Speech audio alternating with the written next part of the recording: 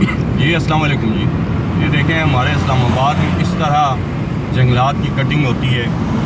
یہاں کے دیہی علاقوں کو سوئی گیس فراہم نہیں کی گئی تو یہ اس طرح لوگ لکڑیاں لے کر جاتے ہیں. اور یہ آپ نے دیکھ لیا کہ یہ حال ہے ہمارے ہاں. یہ اسے مارے گا. یہ دیکھیں یہ حال ہے. یہ پاکستان ہے جناب. لوگوں کو ڈرائیونگ کرنا ہی نہیں آتی یہاں پر.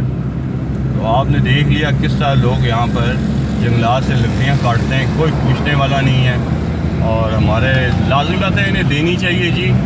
سوئی گیس کی سہولت دینی چاہیے تھی.